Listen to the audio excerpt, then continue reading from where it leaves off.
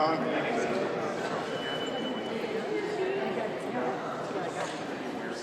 Good morning. My name is John Provera. I'm chairman of the State Election Board for Georgia.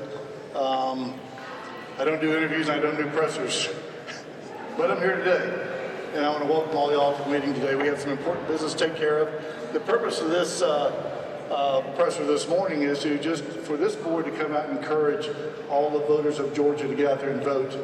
It doesn't really matter to us who you support. What's important to us is that you vote and that you exercise your right to vote, and that you vote early. Notice I didn't say vote often, vote early. And we want you to get out there and exercise that right. You know, the earlier you vote, the better, whether it's by absentee ballot or in person. But we just want you out there. I am joined today by Dr. Janice Johnson, who's a member of the board, and Janelle King, who's also a member of the board, who have a few comments that they want to make. Dr. Johnson. Thank you, John, and good morning to all of you. It's wonderful to be here. It's our first press conference, and I'm here today to make a public service announcement. In the past several months, the public, the press, the State Election Board, and our elected officials have become aware of mail delivery delays in the Atlanta area and Georgia. Although the Post Office is continuing to implement its new processing plans, the Postmaster General says that delivery delays may continue for the next several months. The State Election Board shares these concerns in this election year that the Post Office may not be a reliable method for return of absentee ballots by mail. We encourage all eligible voters to vote in person, during early voting, or on election day. For those eligible Georgia voters that must use absentee by mail voting or desire to use absentee by mail voting, please return your voted ballot directly to the election office. If you must rely on the Postal Service, please send your voted ballot in as early as possible. Remember, the polls close at 7 o'clock on election day. Only the ballots that are in the election office by 7 p.m. on election day will be counted.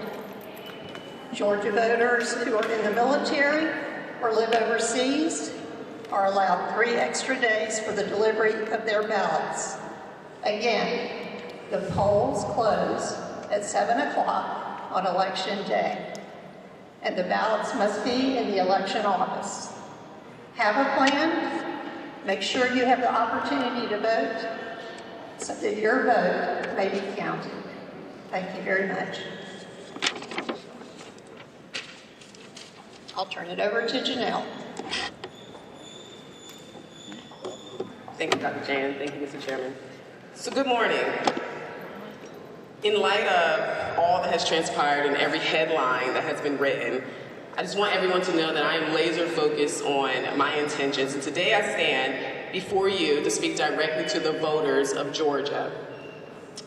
Never in a million years did I think that we would be debating whether we should have multiple methods of counting ballots, whether we should deter illegal immigrants from voting in our elections, or whether speed is more important than accuracy, but here we are.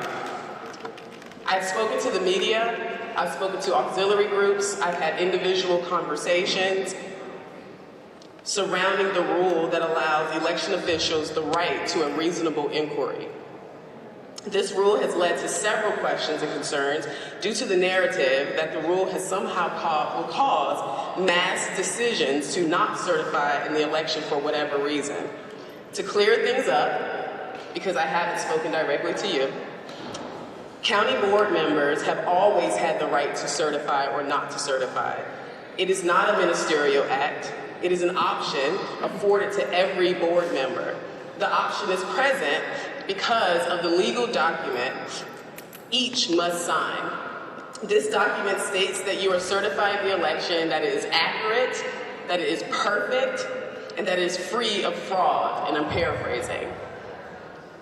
Considering we have seen board members choose not to certify in past elections, I am of the thought process that making the decision more transparent and data more accessible would prevent this option from occurring. To be clear, The option to certify or not to certify rests on county boards, not the state board. The real question, I believe, is whether or not this inquiry will extend the certification process, thus breaking federal laws that provide a deadline for certification as a board. The answer is no. The rule clearly states that the inquiry must take place within the certification week. And if the board decides not to certify within that allotted time frame specified by the law, the board would be breaking the law and also violating this rule. Another concern is whether our actions that are being taken are too close to the election day.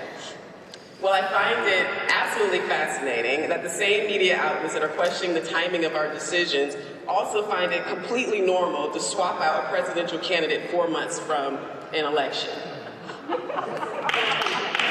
To answer the question directly, without speaking for the entire board, yes, I am absolutely considering time. But I also consider the job that we have been tasked to do, and sometimes it doesn't always agree. Unfortunately, a few bad apples, a few miscounts here or there, a few double counts will lead to an overshadowing of the great work that many of our election offices are doing time and time again. So this leaves us in a very difficult position. Do we maintain the status quo because it's easier, or do we make a few adjustments so that we can be better? I thank many election directors and staff who have provided solutions rather than criticisms, and the many who are working day in and day out to secure our elections and to ensure they are handled with care. This election year, I encourage you, the voters of Georgia, to truly understand that we are not living in the land of the free, and we are certainly not housing the brave if we do not have faith in our elections. We are not a democracy. We are a representative republic. Our elected officials are chosen by you to work for you. While we all can't have our own personal representatives, we can all hold those accountable. The first and foremost effective means of accountability is at the ballot box. So this message is not to those who benefit from the opportunities that present themselves in the midst of chaos. This isn't a partisan issue. This message, again, is to the voters of Georgia. We cannot get comfortable with some eras in our election process, because today it's a small era. Tomorrow, that small era could determine the fate of an election. We are raising the standard because the right to elect our leaders is a fundamental core principle of a republic. Thank you.